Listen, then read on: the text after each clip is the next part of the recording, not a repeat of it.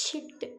Day by day నా bad luck increase అయిపోతుంది friends. ఏం చేయాలో నాకు కూడా తెలియట్లేదు. ఎందుకిలా అవుతుంది? నాకే ఎందుకిలా అవుతుంది? అసలేమైందక్కా ఇంతలా ఫీల్ అవుతున్నావు అని అడుగుతారా? సరే చెప్తాను వినండి.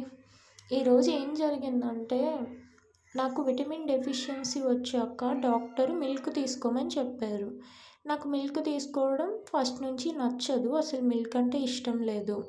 సరే ఈ విటమిన్ డెఫిషియన్సీ ఉన్నన్ని రోజులు మిల్క్ తీసుకుందాం.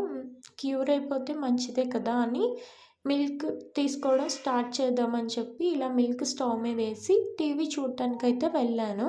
కాసేపు సిమ్‌లో పెట్టి బాయిల్ అయితాయి కదా అనుకున్నాను.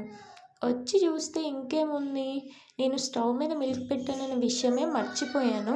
మిల్క్ అంతా ఒలికిపోయి పోతదేమో అనుకున్నా. బట్ ఏమైందంటే ఎలా పెట్టిన మిల్క్ అలానే ఉంది.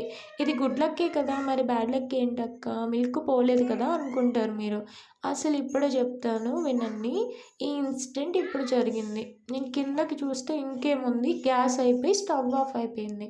ఇప్పుడు మిల్కే కాదు, హాట్ వాటర్ కూడా తాగలేను. అసలే ఇది వింటర్ సీజన్. మరి చెప్పండి, ఇది బ్యాడ్ లక్కా? గుడ్ లక్కా? మిల్క్ పోలేదని హ్యాపీ ఫీల్ అవ్వాలా? పొట్టలోకి పోలేదని బాధపడాలా?